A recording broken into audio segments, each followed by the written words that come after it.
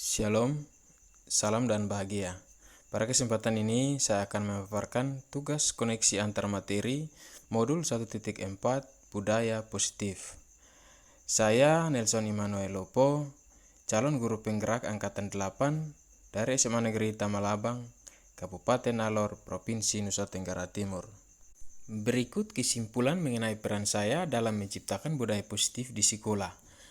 Seorang guru yang baik adalah guru yang mampu dalam mewujudkan budaya positif di sekolah.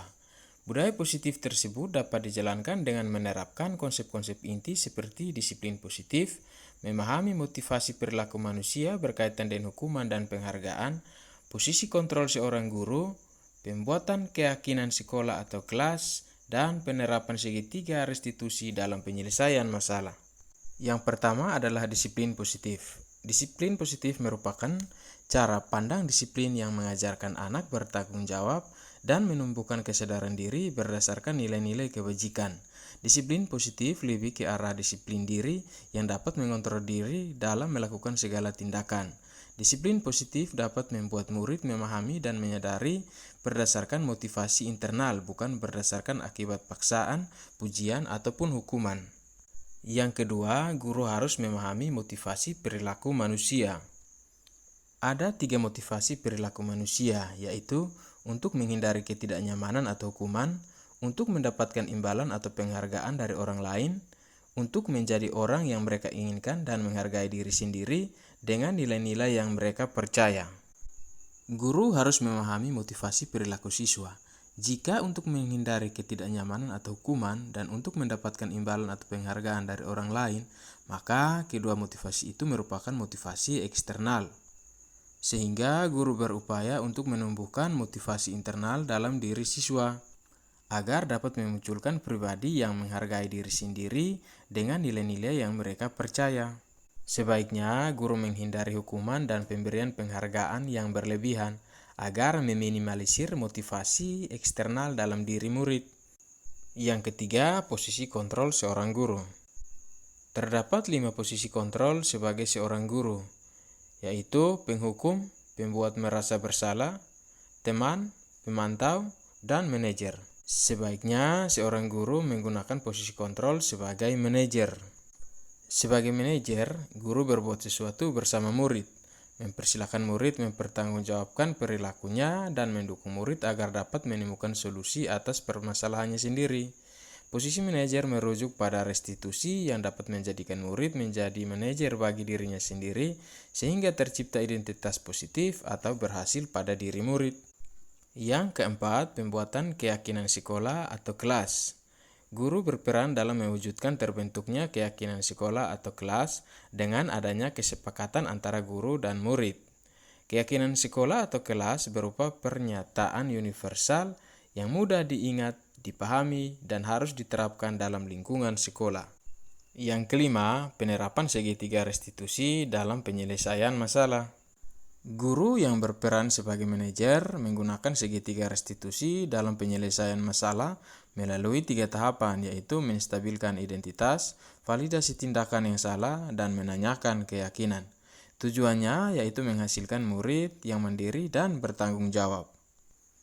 Kaitan antara materi budaya positif dan materi filosofi KHD, yaitu dengan menjalankan budaya positif di sekolah, maka akan mudah tercapainya tujuan pendidikan nasional sesuai dengan filosofi KHD, yaitu pendidikan yang berpihak pada murid dan bersifat menuntun tumbuh kekuatan kodrat yang ada pada murid.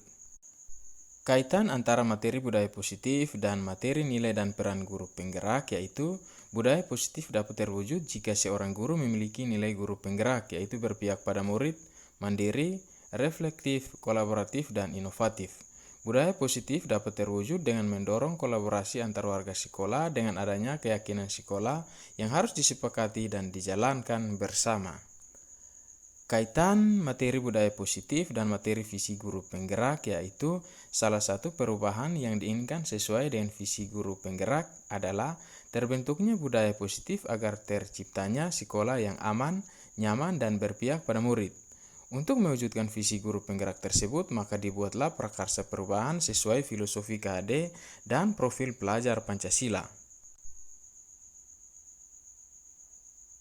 Saya sudah memahami konsep-konsep inti dalam modul budaya positif berkaitan dengan disiplin positif, teori kontrol, teori motivasi, hukuman dan penghargaan, posisi kontrol guru, kebutuhan dasar manusia, keyakinan kelas, dan segitiga restitusi. Seluruh konsep inti tersebut harus diresapi dalam diri, diwujudkan dalam tindakan, dan ditularkan pada rekan-rekan guru di sekolah. Hal yang menarik bagi saya dan di luar dugaan yaitu saat saya mempelajari motivasi perilaku manusia berupa penghargaan. Ternyata penghargaan berdampak kurang baik bagi murid, di antaranya dapat merusak hubungan, mengurangi ketepatan, menurunkan kualitas, mematikan kreativitas, dan bersifat menghukum. Perubahan yang terjadi adalah saya menyadari posisi kontrol yang biasa saya lakukan, yaitu sebagai penghukum dan pemantau. Seharusnya sebagai manajer dengan cara menangani setiap masalah menggunakan segitiga restitusi. Saya menangani siswa yang sering tidak hadir saat jam pelajaran saya.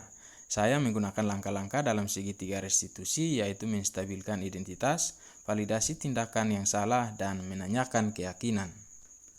Perasaan saya ketika mengalami hal-hal tersebut yaitu saya sangat termotivasi untuk memperbaiki diri sesuai dengan nilai-nilai kebajikan guna terciptanya budaya positif di sekolah.